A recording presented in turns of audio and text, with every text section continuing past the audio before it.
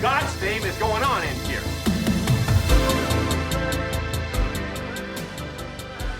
Episode 68, dude. We're back in our hole. Back in our little 52 hole. The headquarters here, man. Vinnie here's here with me, man. We missed him. Yes, the posing. Yes, love it. Gotta love it. I'm back. He's back. We're back. We're back together here. Dynamic duo back at it. 68. What did you got for 68? What you got? I got one. I hope you don't steal it. But I hope you got. I got one. But I hope It was Papa Zuko's first vehicle, 68 Impala. Oh, nice, dude. Love it. Fastback. Love it, dude. Or no, Super Sport. What do you say it was? Super Sport. It was Fastback. Yeah, because they made two different styles of that car. Well, I'm glad. Yeah, you always bring the car thing. I'm glad. That's why we missed it the last couple weeks or last week or so. I don't think I was conceived in it or anything, but Nah, it's okay. I think that was his party car. Probably leftovers in the back. Leftover Zucos in the back. But no, that's 68. I'm glad you didn't steal it. And I was thinking about it, 68, and I was thinking, hey, what's a good 68? And then kind of thought about it, and then Jennifer threw it at me, and the Elvis comeback, 68, where he came back. He'd been Special? gone, yeah, he'd been gone for 7 years making movies and being Mr. Hollywood, and then he came back to do his comeback special, Christmas special. It was aired December 3rd at 8 p.m. Central Time. All black leather? Yeah, man. He was all sweaty and shit. Red lights on the back? Oh, yeah. Yep. Yeah. My favorite thing is when he's singing that song, If I Can Dream. That's so good, man. So it's a powerful song, man, especially the way he was doing it and shit, and all the emotions. And Bro, everything. he was hot as hell in that old leather jumpsuit. Yeah, and the fun fact about that leather suit, we were reading about it, was he was so jacked and excited about the performance, and he was just into it, and the people were giving him so much. It had been so long since he did anything in front of people that the energy he was getting back, he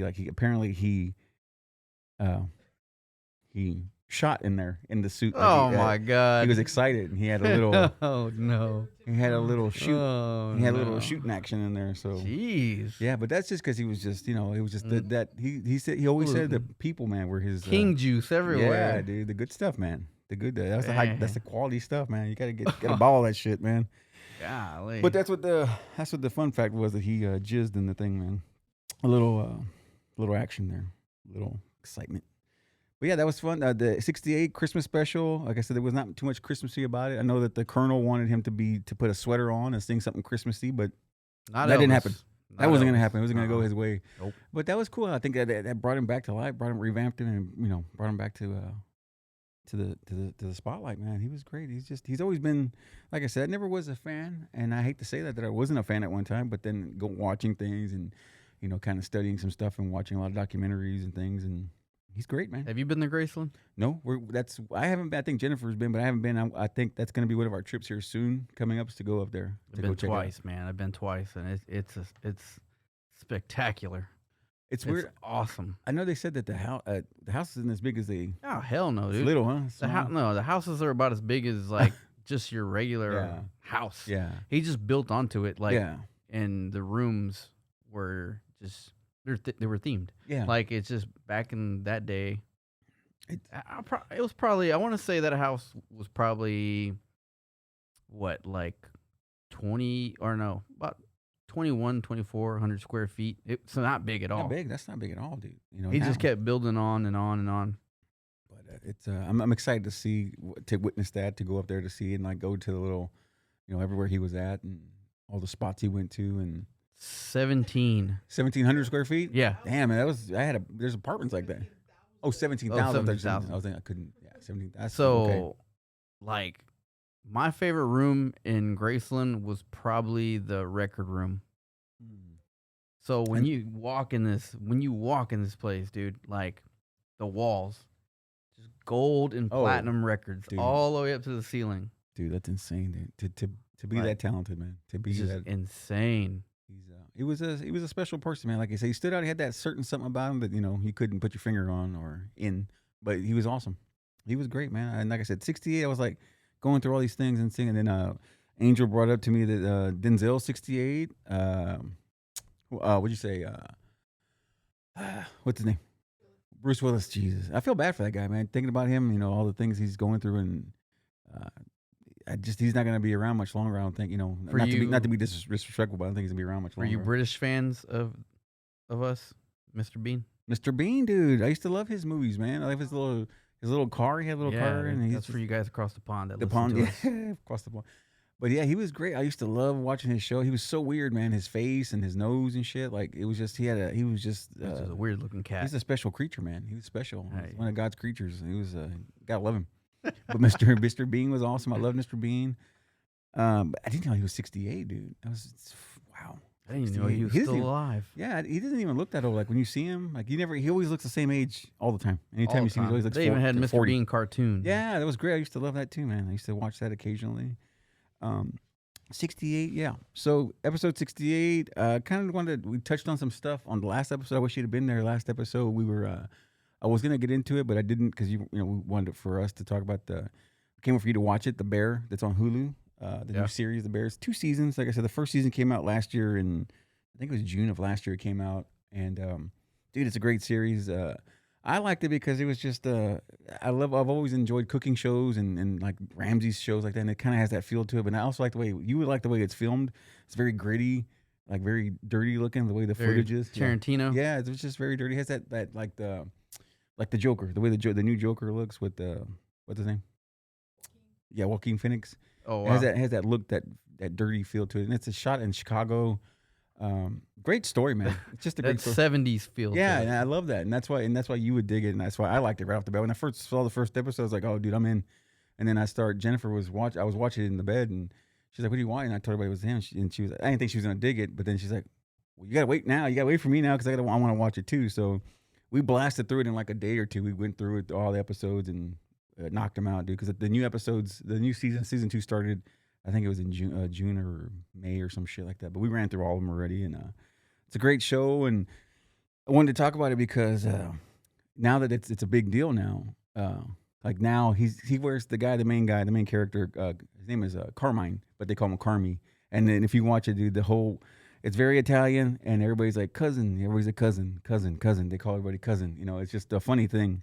But the main character, Carmi, he's at this, he's always got the jeans and the white shirt on, like when he's doing casual wear, and like everybody loves the white shirt, dude. And now it's like a thing. It's a Brooklyn company that makes those shirts. It's like double stitched on the neck and shit. And for 2 shirts, it's just a white shirt. For 2 shirts, it's $95 if you want to do 2 white shirts, $95. Any little logo or anything? Nah, on dude, it? it's a Just- white shirt, man. There it is. It's just a white plain tee, man.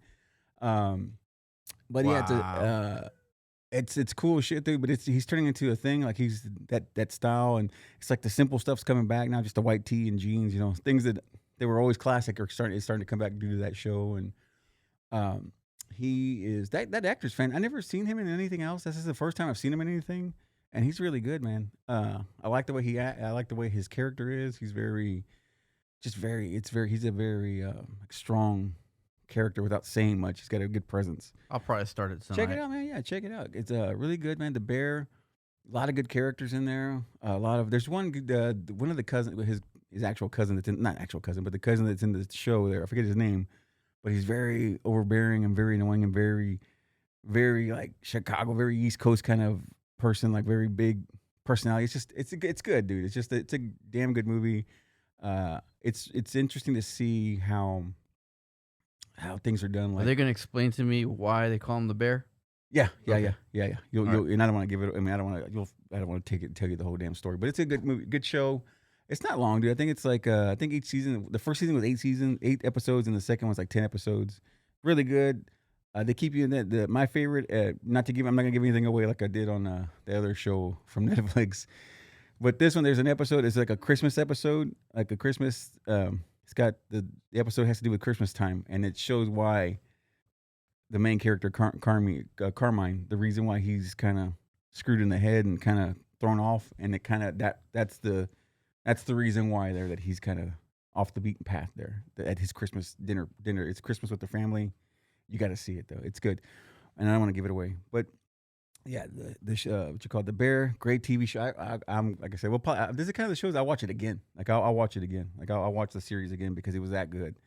And so yeah, I got into that. Check that out, dude. And then another thing, we were on Hulu, and after that was done. I was like, well, shit, I'm kind of looking for something else to watch now, man. We were kind of scanning through there, and then a brand new one that just popped up like a couple of days ago was the Donut King. The Donut King.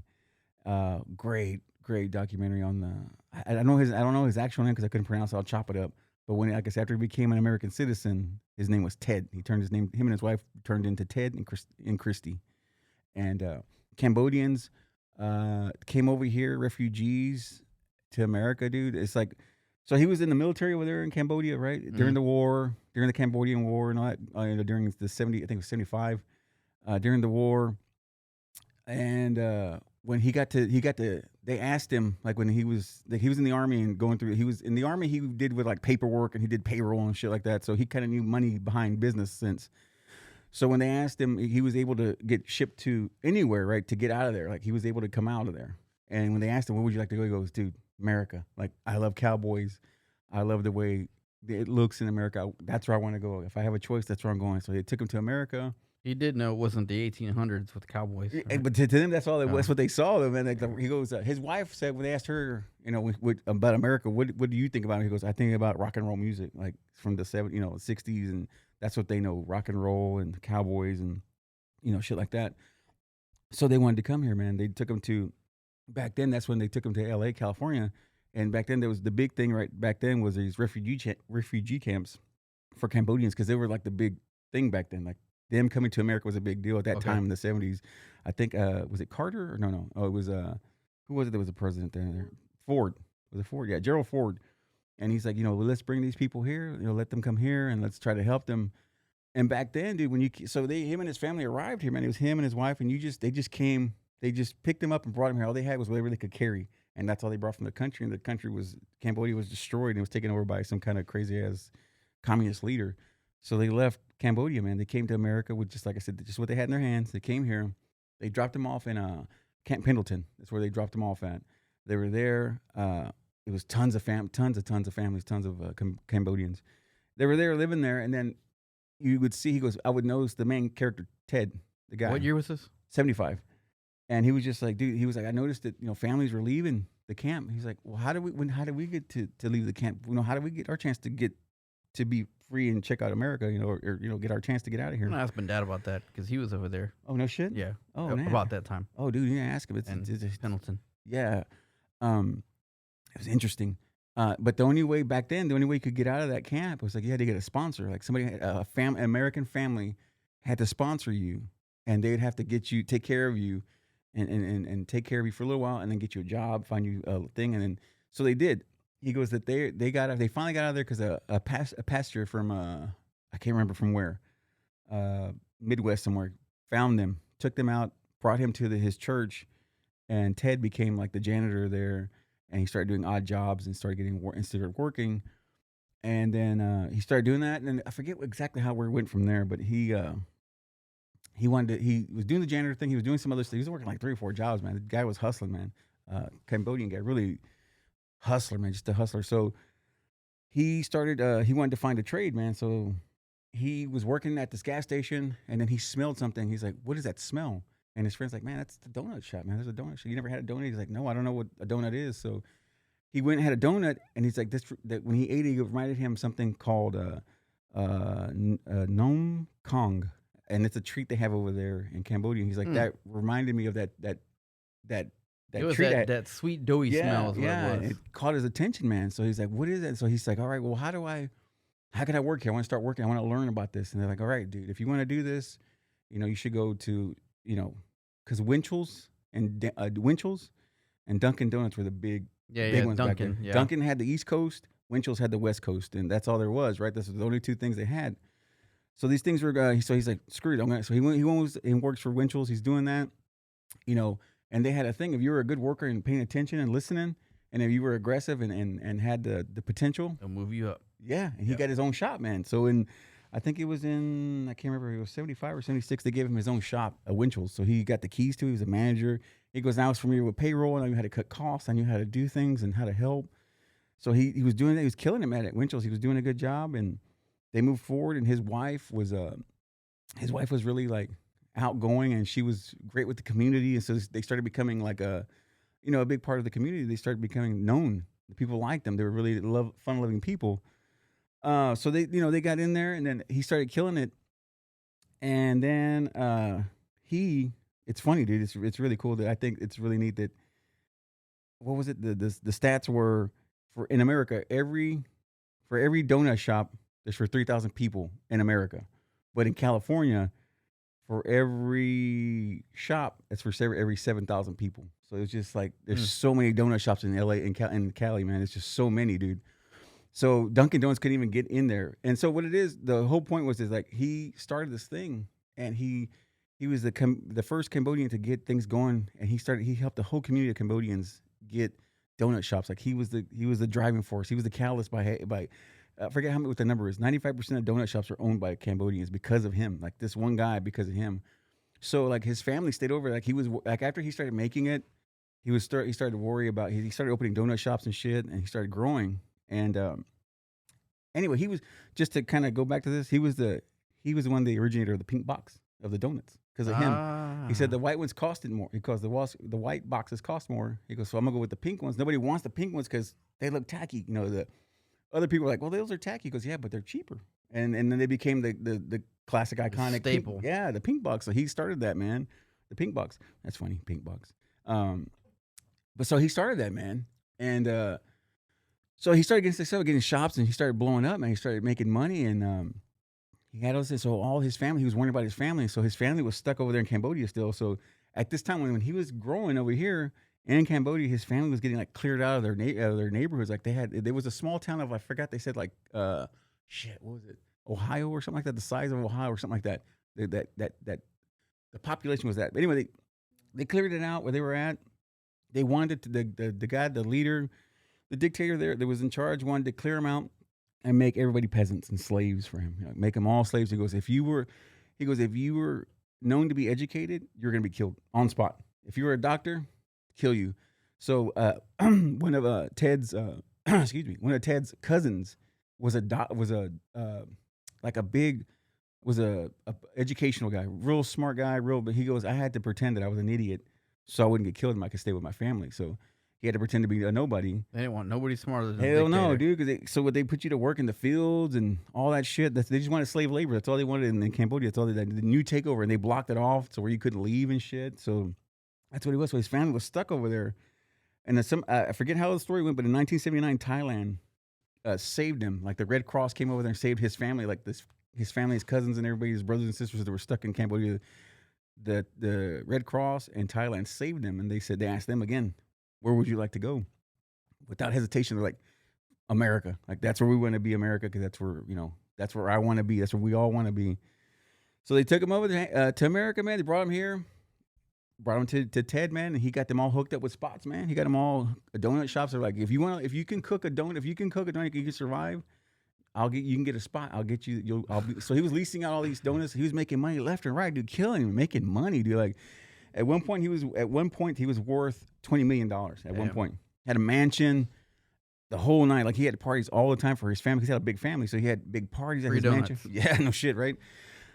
Free sprinkles for everybody. And he had. Oh, you want pink with sprinkles? Yeah, dude, you can have whatever you want, man. Isn't that crazy how you say, where do you want to go? America. Nobody says, where do you want to go? France? Yeah, no, hell no. You dude. know, like, yeah, do I get to travel? Like, were you touring? Like, what's going on? Dude, it's just weird how they all say the same thing, and they're all like his whole family. We were just mesmerized by the America thing, just to know you could be free to do whatever you want, to make all the money you could all the money you want. And nobody's gonna tell you shit, you know.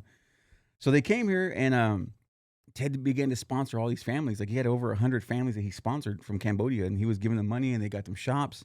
At one point, he was leasing out all these. He had over 50 or 60 shops, and he was leasing them out to these folks and stuff. And he was every month his income, his net income was $100,000 a month, leasing all these spots. I was like, 100 grand is coming in every month, man. And that's why I said his net worth was at 20 million at one point. At this time, at his height, Winchell's and them had like 300 shops in California. Winchell's had like 300 shops in California compared to 2,500 donut shops. Cambodians. It was so Cambodian. Did he go off and like start his own donut shop? Yeah, it was called. I'm sorry, I should have said it. He named his donut shop Christie's Donut Shop after his wife, Christie. So they had that. Those are Christie's. They're still there, but those shops some of them are still there. But what happened was it's not Christie's Cream, is it? No, it's just Christie. Oh, just Christie. Yeah, Christie's Donuts, and So he was over there, man. He's making all this money. He's killing it, man. Like and he knows how to, the thing, he's teaching these folks how to do business cheaper, man. Like he's doing it cheaper, and because Dunkin' Donuts is trying to break into Cali, man, they can't. It's just they can't do it, man, because he's got the Cambodians got a lock. Yeah, they had it on lock, man. He did, because they do it cheaper. They were doing it faster. Like what do you say? Dunkin' Donuts needed 40 to 50 grand every month to make it. He goes, we only need 10, so we can kill it, man. We don't need to. All we need to make is 10, and we're set. They need to make 50 to survive. And he goes, that's why they couldn't make it to California. He goes, that's why they couldn't make it in, man. They just kept, flopping out, man. So it didn't work for them. So he was ahead of his time in the donut game. Dude, so he came here, man. The thing about it is, it's funny, because you had Carter, and this is not a political thing, but, just to kind of make note of this. But, like, Carter wanted, the Cambodians to come over. Carter was, Democrat. What was the other one? Garfield? No, not Garfield. Sorry, Ford and Carter. Under their presidencies, they wanted, Cambodians and refugees to come over. And it's funny, like they were, and that's cool as shit. I appreciate that they wanted, immigrants to come over and make it. But after he made it to his millions, he became a Republican, man. And like he met Reagan.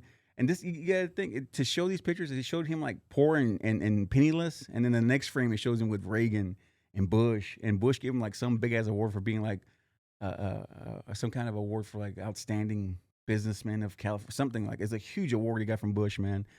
But it was just funny that it's funny that you can come to America and be anything you want. Yeah. But it was just cool as shit Republican, to see. Democrat. I mean, he was eating out of something else. Yeah, okay. Dude. And that's just it's just weird how that shit works out like that. But like I said, he goes, I'm penniless, and here I'm taking a picture now, years later. I'm with the president of the United States of America. He goes, who would have thought, who would have thought the guy like me with nothing? Because back in his country, he was a peasant. Back in his country, he was broke, and he came from a poor family, and his wife was like rich over there. And when they were young and they met each other, she had money, and there was no way they could get together because, he was a piece of shit, and she was rich. And her dad said, if you even come near my daughter, I'll kill you, man. But he did it anyway. He got her, in the end, they were together. But so all that being said, man, he made all this cash, and then the big problem where and I'm not going to give it away. I'll stop at this point. His downfall, man, he found Viva Las Vegas, man. He saw the bright lights, and that kind of was his downfall, man. So check it out, man. Check out the Donut King, man. It's dude, it's a kick-ass story, man, but it's shitty for him, but you got to check it out. And then the only other thing I will say is that one of the things that the next generation, like the Cambodians and stuff, that their kids, like they worked their ass off. The first generation that came here worked their ass off. They put their kids through school, and now their kids are educated, and it's the next generation. They're young, and they're like, I don't want to do the donut shop no more. I don't want to do that shit. Like, well, I'm above that. Like, I don't want to do that. But this one gal stuck with it with her mom. She goes, you know what? My mom worked her ass off for me to go to college, and she worked all these hours and all this stuff. She goes, so I'm gonna go back into it. And she helped her mom, and then that's when social media is like 2019. And that's when social media was blowing up, and like that was the craze of that cronut. It was a croissant and donut, right, mix. It was big in New York, right? This big chef in New York did it, and then this Asian gal, Cambodian gal, she was helping her mom, trying to get her mom's shop to stand out. She goes, Mom, let's do that, man. Let's make a cronut. So her mom made her own recipe, but made the same damn thing, the same donut, and it blew up, dude. Like it blew up, and that's how they got on social media. And then their spot, what's their spot called? DK, right? DK Donuts out of California or LA. And check it out, man. Like I said, they're big now. They're still there, and they're huge, man. They got they went viral with that cronut thing, and it was a big deal, man. So it just opened up the door for the new donut makers out for there. The new folks, the new visionaries, man. It was cool as shit to watch this, man. I've been to a few, good donut shops. Like I was telling you about Round Rock. I guess it's called Round Rock Donut. They got some really good donuts. Yeah. They make pretty big donuts. And then you were talking about Voodoo Donuts. Yeah, man. What's your go-to donut, man? Like when you go to spots, what is your thing, man? Like what's your donut choice? Keep it classic? I don't. What's that? Round Rock? Yeah, that's why I said it makes some pretty big donuts. Yeah. I don't know, man. Like, I like Shipley's, but I don't know. For some reason, their dough is kind of rubbery. Is it not? No, you're correct. I go. I like Voodoo, but if I can't get to Voodoo, I don't know, man. How are their donuts? Are they like a cake donut? It's whatever you want. But the thing about it is, they're over the top, and they're like that Ron Rock. They're huge, man. They're like massive. They're like, and they put a lot of decorations on oh them. yeah, and for stuff? sure. Yeah, the one I like over there from Voodoo was what's that one I got that one time? I can't remember what it's called now, huh? Oh, yeah, and I guess they're awesome because they got the pink box, man. So that's, they keep it classic. Man. Keeping it traditional. Yeah, see, there's one with the maple and the bacon. It's like a big slab of bacon on top, dude. It's nuts. That's like I said. That's that cool. man opened up the door for these donut shops, Yeah. man. Everybody, you can make any donut you want. Like, And that's what they. Yeah, what's your like mine? Mine is I would go with the Boston cream pie. I like the garlic because I like the word cream pie. So Boston cream pie is my favorite, dude. That's my favorite. is it custard? The custard? Custard donut. Yeah. The filling donut. Yeah. Yeah. Oh, that's the good shit too. Yeah, man. yeah. I gotta have the filling donuts because I like a donut, but sometimes they're a little too dry for me. So I like those filling and I tend to get my son the Homer Simpson donut, Homer. which is the pink one with the sprinkles. Pink and sprinkles. I like the other thing too. The other go-to one. The Voodoo has one of the best apple fritter. Is it the apple fritter? They have one that's like massive, dude, and it's got apples. It's just chunks of apple in it, dude. So if you ever get to Voodoo, try the apple fritter, man. That's one of the best. And then there's a lot of local stuff around here, around the area where we live. But for the most part, if I'm gonna have a donut and cheat on a donut and have a cheat day, it's gonna be at Voodoo. That's gonna be my spot, man. That's gonna. Where are be they my at? spot. Houston, right there off of Washington, on Washington. Oh, okay. They want in the Shepherd. I'm gonna have to try one of their Yeah. donuts. They got 2 locations. They also have one in Montrose too, the Montrose area.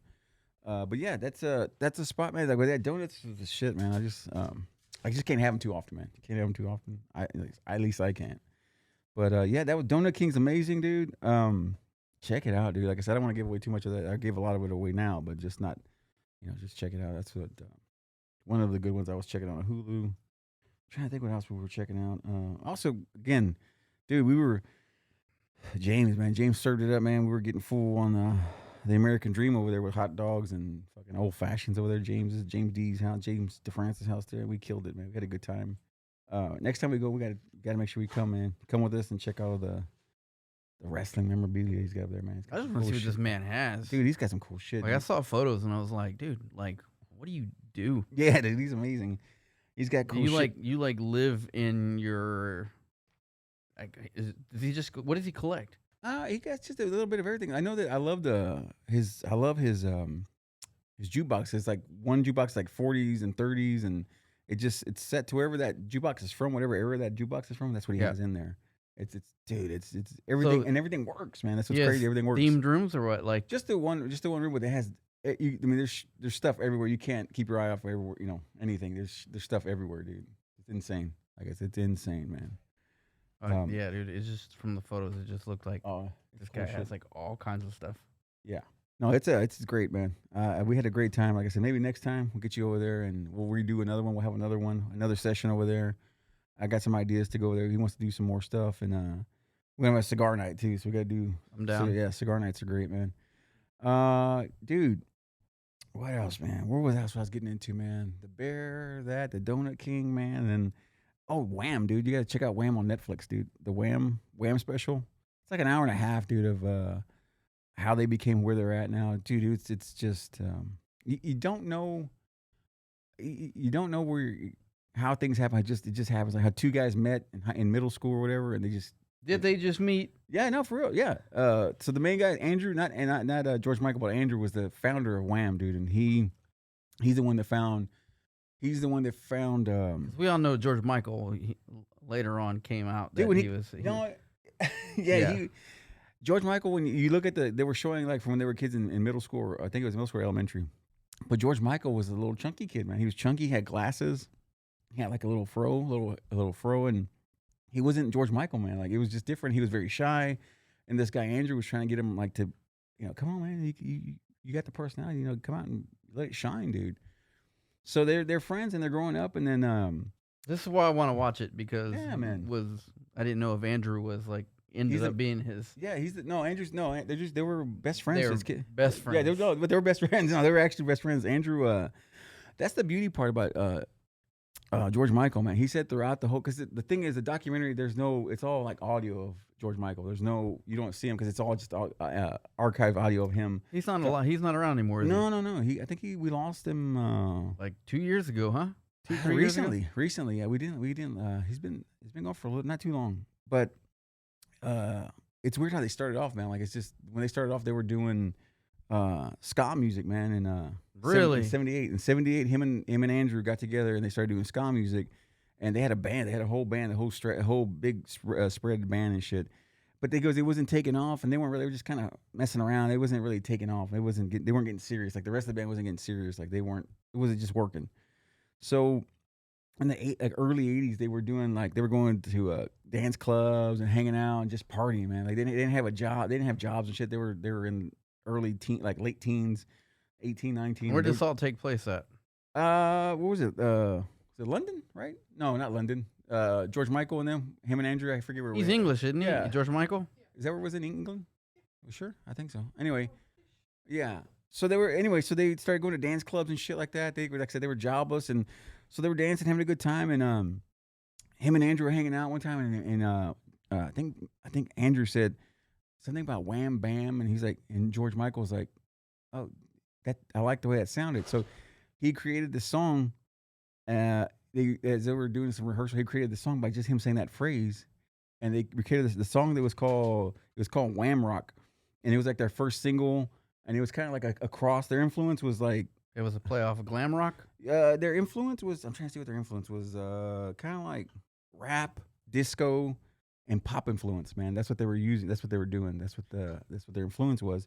So that first hit took off like over there where they were from. Their country, was it? I gotta know exactly where they're from. Is it London? They're from. Wham rap, yeah, but I'm trying to see where they're from because I don't want to. I keep saying I don't want to say Liverpool. I wish. Brighton. United Kingdom. What was it? What? Bushy. United Kingdom. Bushy. English. So yeah, they lived in flats and the whole nine and yeah. But yeah, so ate crumpets. Yeah, teas and scrumpets. But yeah, dude, that's what their big demo was. It was called Wham Rock and Wham Rap, Wham Rap, yeah. And that kind of took off, man. It took off for them. But you've seen 16 Candles, right? Yeah.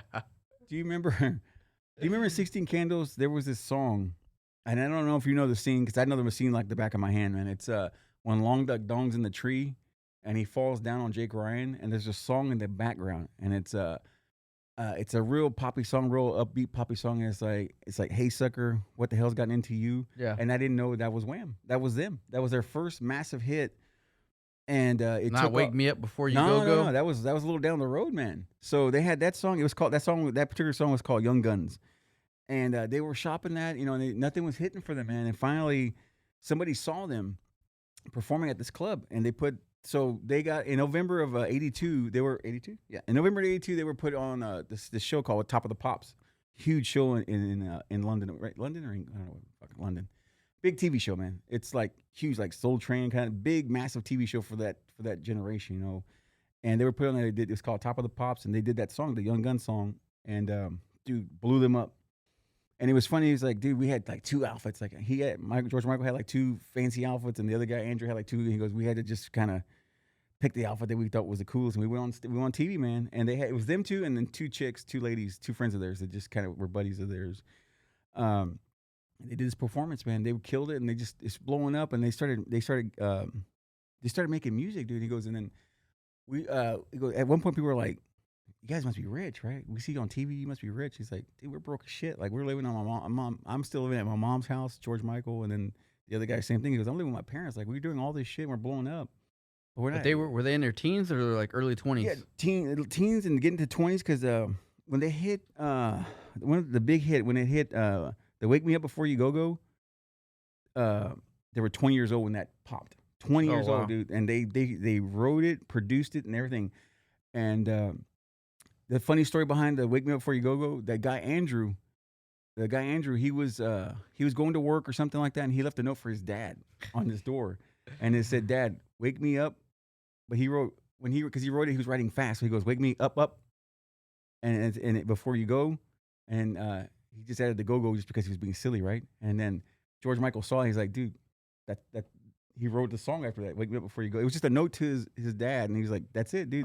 I'm watching this tonight. Yeah, dude. So I got it became it was their first #1 song, and they were celebrating and everything, and had a great time. They were blowing up, and then the thing about it with George Michael, his parents, they wanted him to be, just to go to work, become a working class kind of guy, Yeah, and yeah. he's like, nah, that wasn't for me. But Andrew's parents wanted him to be, do what you want, man. Like, be who you want to be free, do what you want to do, man. So it was a good combination, and like I said, he helped George. So the whole thing with that, I know. So with George, he never wanted anybody to know what he was, like his sexuality. He didn't go. I didn't want none of that shit to come up, dude. I want people to know me for my art and my music, not for that, not for that. He goes, I embraced what I was behind closed doors. He goes, But I can't remember. Like I knew because I'm a George Michael fan. Yeah. Like his music is killer. Oh yeah, me too. But back then, he was a ladies' man, dude. Like Chicks loved him, dude. Love that dude. Oh yeah,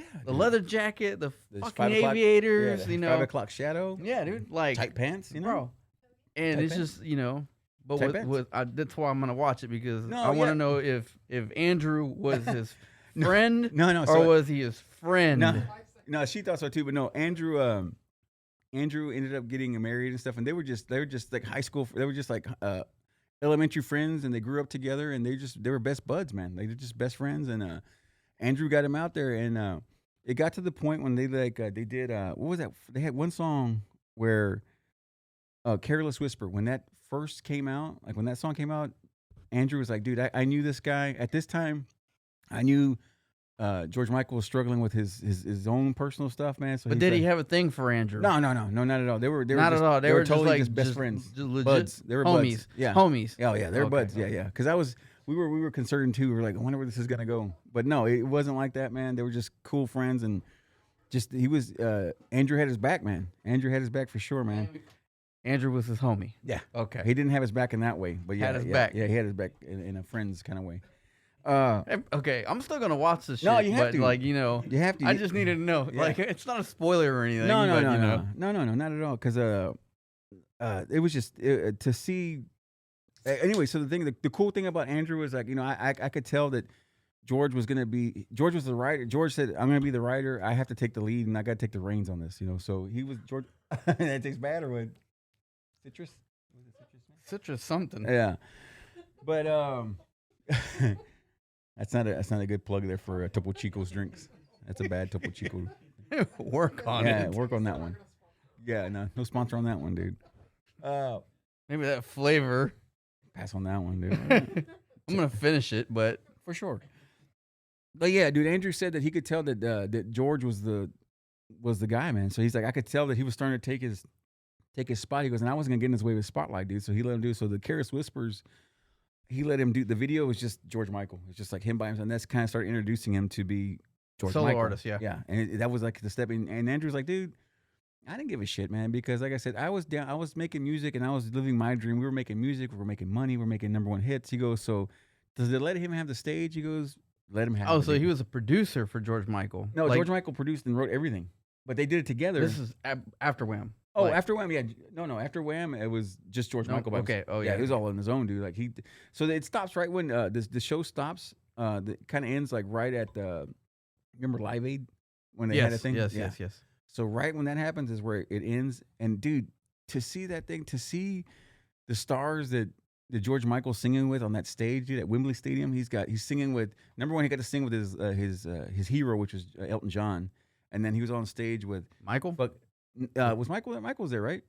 And then Queen. Freddie Mercury. Freddie Mercury. Oh, dude, he was right there next to him. Dude, they were standing right next to each other, dude. And the thing that pissed me off was like, you got Sting singing, you got Bono singing, you got George Michael, and then you got Freddie Mercury. Everybody's got a mic but Freddie Mercury. It's like, dude, give that guy a mic, dude. That's Freddie Mercury, dude. Give him a mic, dude. Like, why doesn't he have a mic in his hand? But Freddie Mercury wasn't like that. He was just there. He was just there to have a good time, man, just have fun. George Michael said that was his highlight of his career, was to be able to sing with Elton John, dude. And that was like when the cherry on top. But after that, it's where kind of the story ends. But like I said, to see that dude Andrew was cool, man. His buddy, like, he's just like, dude, I got out of the music game. Like after George took off on his own personal, on his own solo thing, he goes, I quit the game. He goes, I made enough money. I quit the game, man. He said, I didn't He's need to do still it. around though, huh? Oh, he's still, Andrew? yeah, Andrew's still alive. Yeah, he lives in. I gotta watch this, dude. Yeah, he Like, lives in. He still lives at home in London. I think he still lives over there. But the cool thing, like when the first initial "Careless Whispers," when he recorded that, he did it. He did it at the same. He went down to Alabama in the same recording studio where Ray Charles and Aretha Franklin recorded. Man, he got to sing in the same. He got to record that in those same studios. Man, it's really cool shit, man. Yeah. You don't like it? Don't Not like working? it.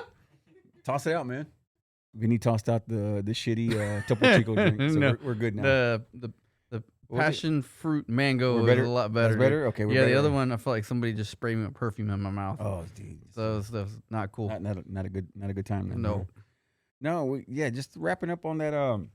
Just wrapping up on George Michael's the Wham thing, dude. Check it out. Wham is, dude, it's so good, man. Watching that thing brought back so many just memories of me listening to that music and junior high or elementary and junior high and so just all those good songs, man. Dude, They had a yeah, ton of for hits, sure. dude. They Ton of did, hits, dude. They did. Just them two guys had a ton of hits, man. And they were the only cats that were allowed to go to, I think it was China to do a show, man. Like, cause China, or I think it was China, right? That they didn't let them. China didn't let like rock and roll bands or anything like that go there and play music because they want they don't want their. They didn't want to influence them. Over Yeah, there. yeah. So they let them do that, man. They let Wham play there. Oh, dude, one last fun fact on that show, dude, on the Wham thing. So Andrew and George Michael, they're just chilling, man. It's just one time they're watching soccer, football game, watching soccer. Football. Yeah, they're watching football at his parents' house, man. At George Michael's house, at his parents' house. They're just hanging out watching it's a big game. It's like Super Bowl or something like that compared to us, Super Bowl. And then George is like, man, he started feeling good. He started like getting a melody in his head. He's like, man, I'm digging it. He told Andrew, man, I'm going upstairs to go record something real quick. And he goes upstairs and like 15, 20 minutes he records Last Christmas. That Last Christmas. Oh wow, dude. yeah. He recorded like nothing, dude. Like no big deal, dude. And that was a big fucking hit that was a huge hit for them. And I thought it was a George Michael solo project. Though. nah, that was them. That was them together. The cool part, what the coolest part about that is when he goes, when we recorded this, when we went to go record this video, make the video for the song. He goes, we kept it simple. We hadn't seen our friends, like our high school friends or just friends from the old town, in a long time. So we said, for this music video, let's bring our old friends back and let's just make it casual. So the way it's shot, it's like George Michael and Andrew are coming home, and they're all their friends, and they're talking about the song's playing in the back. Of course, the song's playing. And what it is, they're drinking, they're having a good time, and they're like having Christmas dinner. He goes, but what we did during the video shoot, they're all at a big table just drinking, having a good time. He goes, but we actually used wine. So he goes, we're all hammered. Like if you go back and watch the video, he goes, we're all hammered because we're drinking real wine, and we're having conversations. And they're filming the video around. But he goes, just wow. all the reactions you see of like me and Andrew bullshitting and laughing and just making the faces we're making, that's us. Like that's our personalities coming through on this video. It's because it's all natural and it's just us getting shit faced with our friends because we hadn't seen our friends in a long time. So that's what we were doing. We were just having a good time. And it was funny because George Michael goes, the whole video is just wine and hair because everybody has big ass hair. Like George Michael's hair is like fucking feather huge. hair. Yeah, it's all fucking huge and shit. So it was just it was cool. But if you go back and watch that video, you do see them just. It's just like a casual ass. And I like that, man. That song is classic. Oh, dude, it's so good, man. And right when he wrote that one, dude, they brought him on to do that other song. What is it? Do They Know It's Christmas? That one they did for Live Aid. That one where it had all the stars in it, like had Sting and everybody in it. What's that called? Feed the World, was it? Do They Know It's Christmas? Yeah. But yeah. So during those two times, he made two amazing songs, man. Like in one, he was involved with two massive songs at that time, dude. So, but in the end, him and Andrew ended up being friends, even on Michael J. Fox, George Michael's. He was involved. Yeah, he was in there. Yeah, Back to the Future. Jeez. Back to the Future, man. What and the thing, George Michael died of what was it, like liver or something, liver failure, something like that. Yeah, heart problems and shit like that. Yeah, he died of that. And but he died of a broken heart because Andrew really didn't like him. No, Andrew hated him, dude. No, they would. Yeah, I always thought that too. Like watching those videos as a kid, I always thought they were an item. But they weren't. They were just best friends, Because Andrew was married and shit. Like he had girlfriend, he had chicks chasing him the whole time. Huh? It's a cover up. No, dude. Andrew was straight up. Freaking. No, Andrew was horrible. He was an arrow, man. He was straight as arrow. He was good, man. Now George, even George, man, he wasn't. He was pretty chill, man. He was pretty into him. Kept everything to himself, man. Like he was just. He's all about the music, man. That's what I loved about him. He's all about the music. Yeah, No I bullshit. see those people walking around. I'm like, yeah, they're best friends. They're too chummy. But yeah, dude. The Wham story, man, on fucking Netflix, dude. Check it out, man. It's great, man. Like I said, I thought it was cool that they were a ska band before they made it to be Wham. That had me like, you got me on that one. Ska music, man. I'm into that. I used to like what was that band? Crowded? No, Fool. Was it Crowded? No. Damn it, I can't think of the song now. The band. Oh shit. You want to do karaoke right now? No. Oh, okay. No, I'm trying to think of the band. I can't remember the band. God damn, I can't think. Anyway, I'm drawing a blank. No, hell no, man. That's terrible, dude. Geez. That's terrible, dude. That's awful, dude. No, that's terrible. You gonna make trumpet? You gonna make trumpet noises right now, and then it'll probably come back. Like No Doubt, dude. I used to love No Doubt when they had a lot of the horns and shit in their songs. No Doubt. When dude, don't even get me started, dude. Gwen Stefani. Oh, goodness, dude. Man. I wanted her in my lowrider so bad. She was with her little shit. dickies and crop top. Oh, dude, she was just a girl, man. She was just a girl.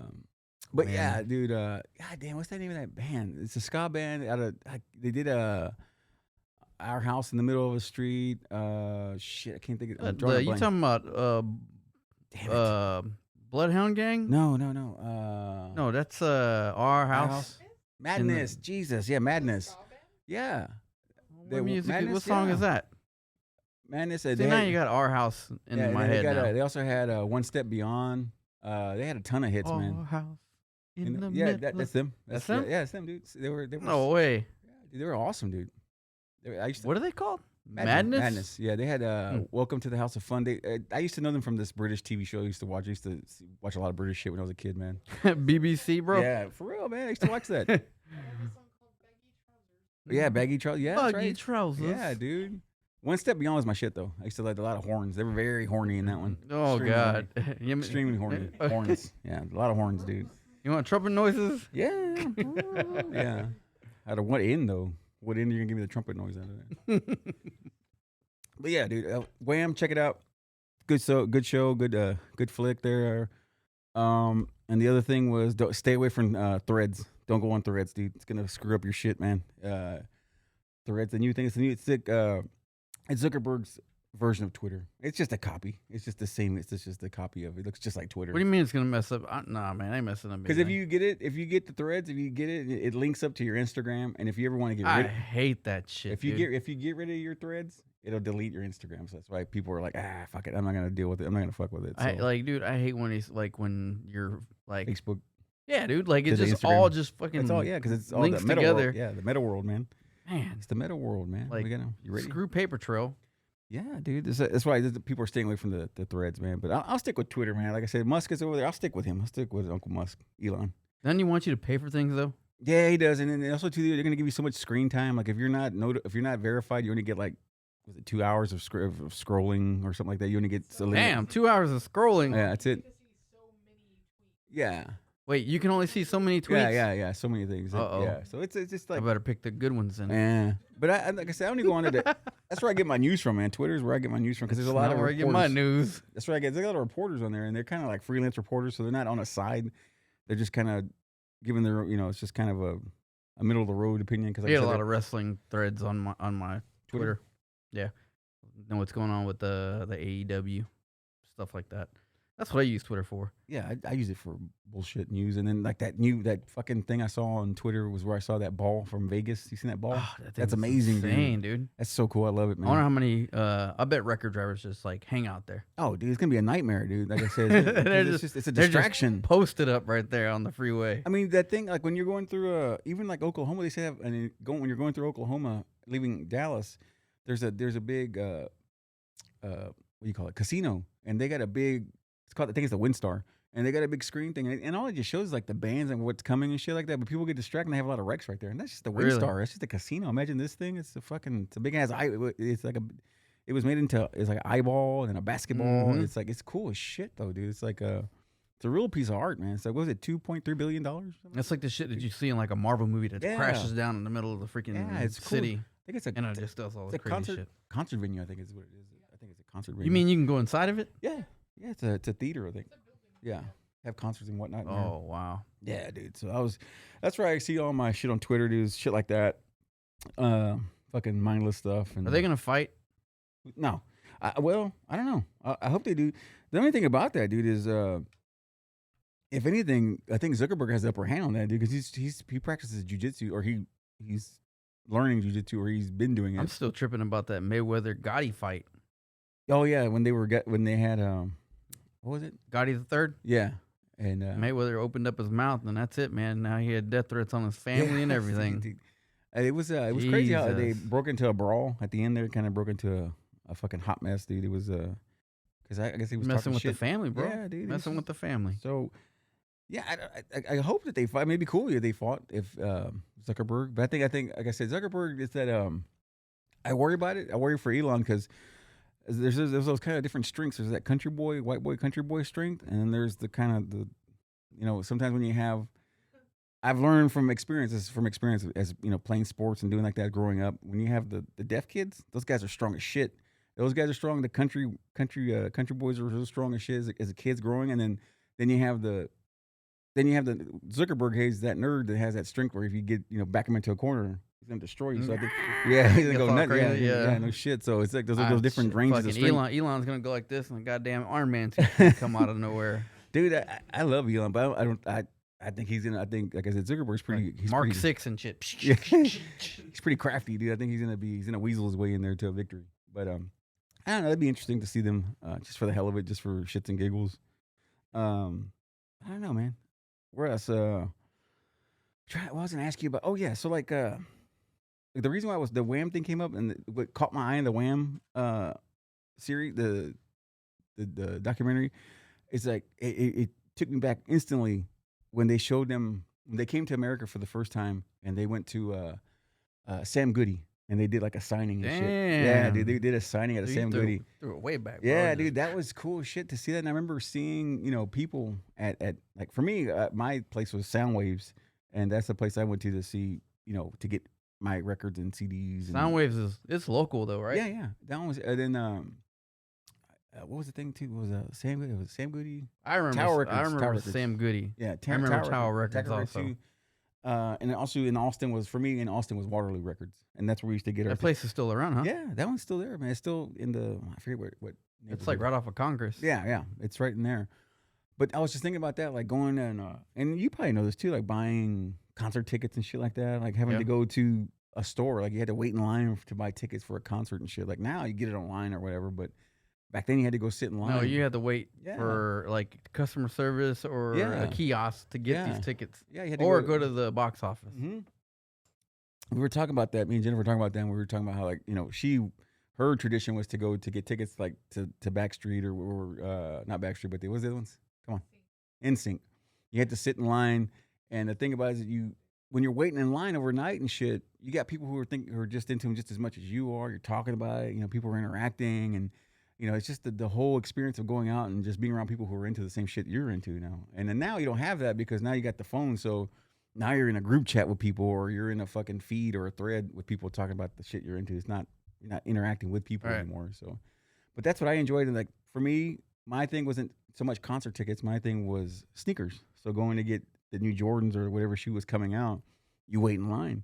And I used to love that because you'd be waiting in line. You're talking shit with people that aren't Chicago Bulls fans, or because I wasn't even a Chicago Bulls fan. I was just a Jordan fan, and people talking shit, and it's just fun, dude. It was all just fun. It was just a good time, man. Speaking of Chicago Bull, I hate to do this, go ahead.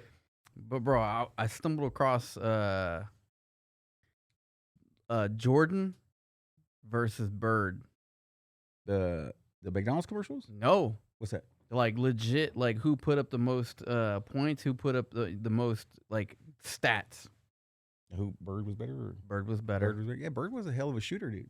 But there was a reason they said that there was a reason why Bird was better. What is that? Because Michael schooled him in what's that shit called when you're doing it just for fun?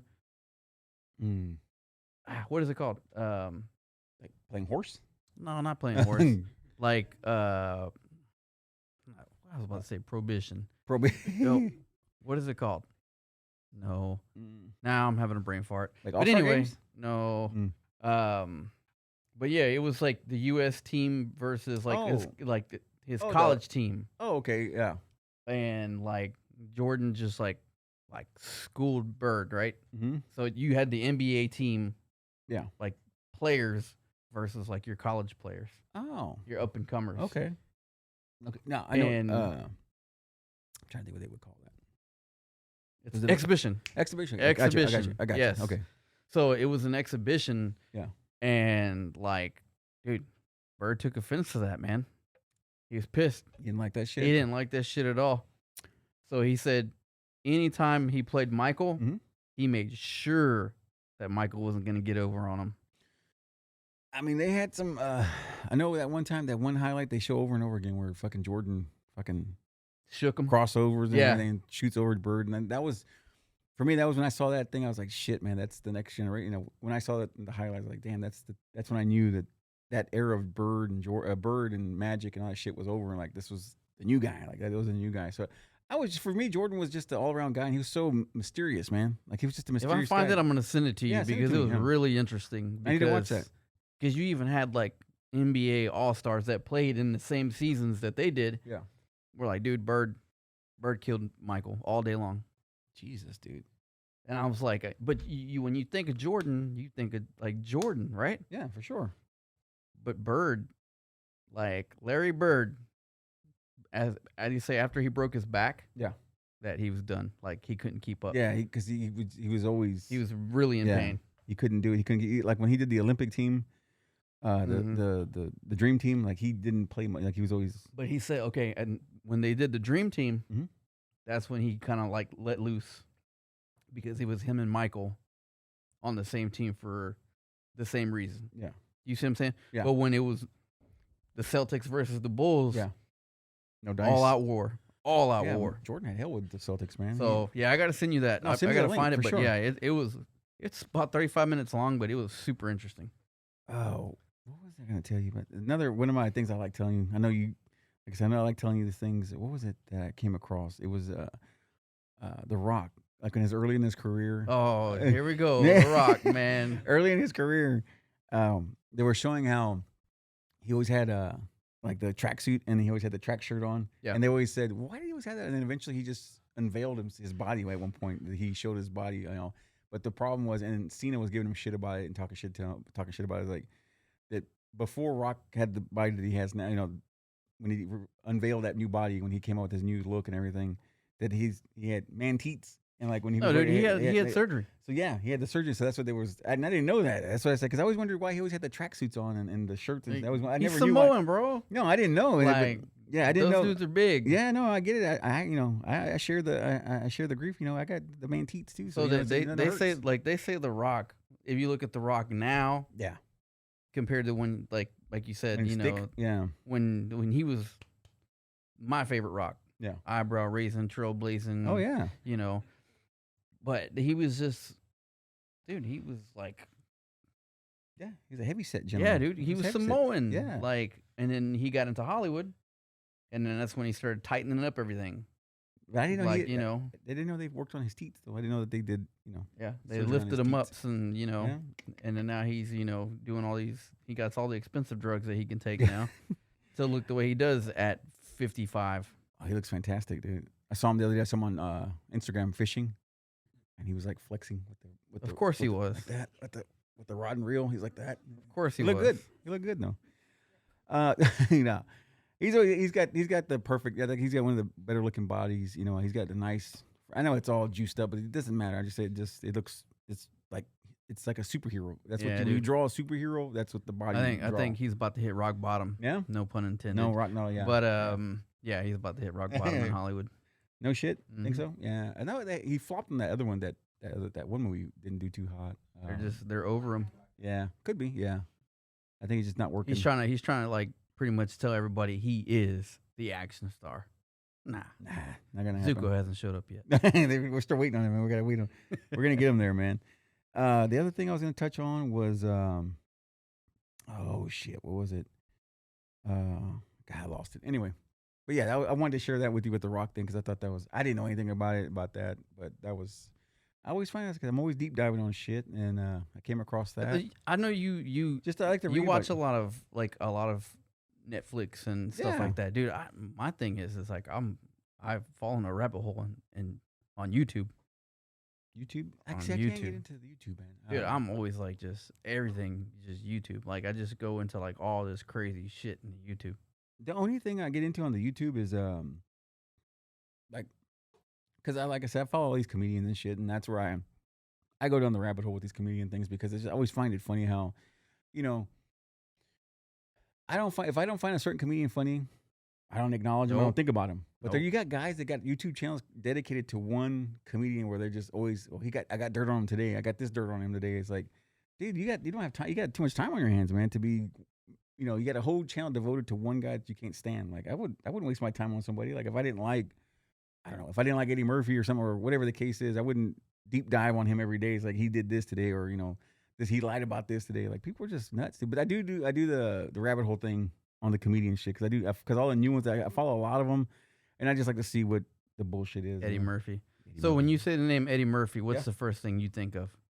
Coming to America, or Donkey. donkey. That's it. Like, bro, Donkey. the newer generations. That's when they don't know who Sam Kinison is. They don't know No. who Andrew Dice Clay is. They don't know who They don't know Eddie Murphy Yeah. in the red leather jumpsuit. Oh, that raw, sweating you his know ass what I mean? off. Yeah. They don't know those guys, and that's my comedic humor. No, me too. Yeah, that's where I grew up at. That's So- the era I grew up in, and But he played Donkey so well that now when I hear him, that's all I think of. he's I also think about him in I always Norbit. Yeah, that too. I always think about him, and when he does Norbit. that, he does a song with the Rick James, the My Girl Likes to Party All the Time. Oh, that Rick was James. the jam, That- bro. I that- still jam that. Dude, that video is ridiculous, man. How him and Rick James are just like Rick James is like in the, they're making it's like they're pretending like they're making the album, and Eddie Murphy's in the sound booth, singing all powerful, and Rick James is just like into Rick it. Like, James is an it's episode like- by it's so- itself. It's like cheesy as shit, but I love it, dude. You can't go wrong. I just Rick love it. James is an episode by Oh, itself. dude. I mean, you can't do it any better than what fucking Chappelle did. The Chappelle show, man. Oh, He killed it, God. man. He hit that shit on the head, man. Nail on the head. Oh, that's what I was gonna tell you. Since we passed up 4th of July and shit, that Nathan's hot dog shit. You know that guy that always wins? I think his name is what's his name? Chestnut. What's his name? Let me see. I got it right here. Let's see. Joey Chestnut. He's always the one that wins the hot dog eating contest, the Nathan's hot dog eating on 4th of July. I think he's won it like what 6 times already this year. Yeah, yeah. I mean, Like, he's like back to back to yeah, back. he's a fucking killer.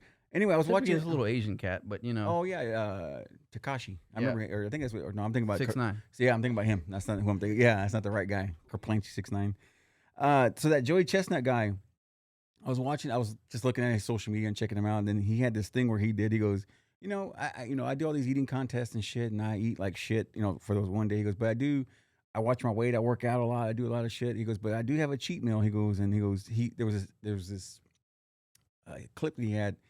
And he goes, this is my cheat day, so I think I'm going to try to break a record. Not a record, but just do something I haven't done that I've been looking forward to doing for a long time. And he goes, so I'm going to order 32 Big Macs. And I'm going to eat 32 Big Macs. It took him, let me see, I forgot how long it took him. But he did, he did it on his phone. They showed it everything where he door dashed it. I think it just ended up being like $200 in Big Macs. Ordered them, they show up. He had like 6 bags of 6 big bags from McDonald's. And How much is he winning off these Nathan hot dogs? Oh, Or dude, he's big time, dude. He's big time because of the sponsorships and also just Nathan cutting him a check or what? oh, big time, dude. Like he's huge. What was it? So he did this thing. So he gets the Big Macs and shit. And he lays them all out, dude. And he said when he got to number, I forget, in the mid 20s. He goes, you see him sweating profusely, man, just sweating his ass off, eating all these damn Big Macs, dude.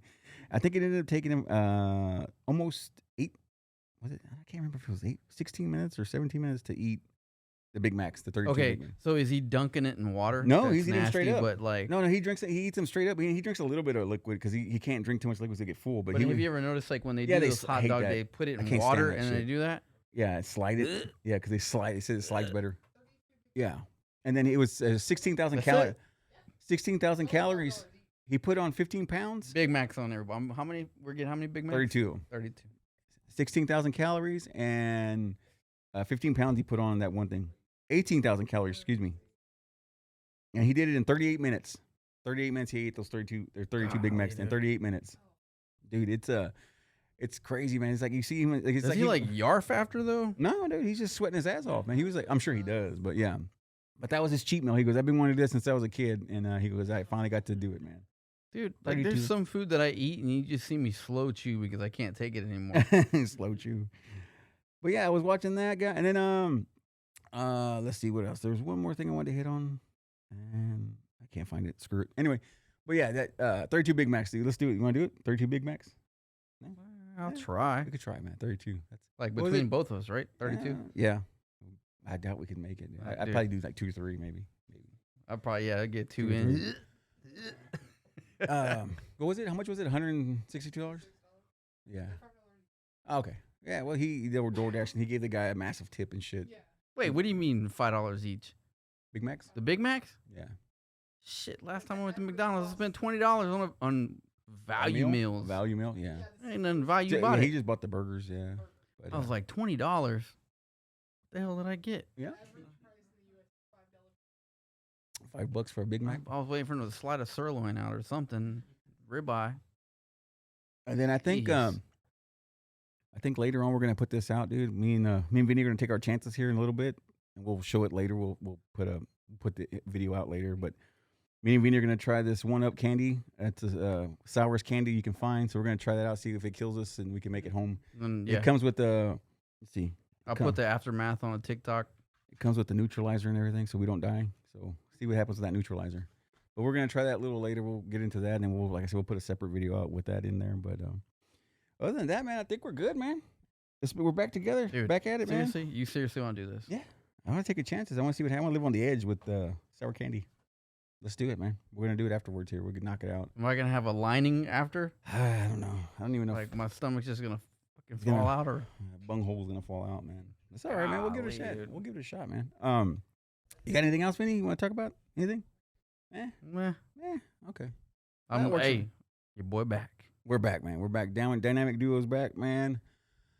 It's been good, man. Like I said, we were on hiatus for a while. Like I said on the last episode, I was talking that we had been taking a nice little break there for Father's Day, all that good stuff, but now we're back, man. I'm glad we're back. We're back in our hole here, and I'm happy. I'm glad, man. So, if you got nothing else, Vinny, that's what I wanted to say. I'm looking forward to doing things with your buddies there with the Sparrow. Was it Lucky Sparrow. Lucky Sparrow? Yes, Lucky Sparrow. I know that me and Jennifer want to get some tattoos there. That taking care of business. Shout out tattoo. Sid. Yeah, man. Sid's good folks, man. Good people there, man. We asked him a question. He replied instantly, so we appreciate his. He's on point, man. They're on point over there. But we are gonna get some tattoos from him here in the next week or two. We're gonna do some stuff with him. For sure, man. We got some stuff getting in the works, man. And but yeah, if that's it, I mean, we'll be back at it again, man. Check out Wham, Netflix, and yeah, no shit. And then the Donut King on Hulu. Check that out. And the Bear. Don't miss out the Bear, dude. You gotta watch the Bear, man. So 52, man. Stay tuned.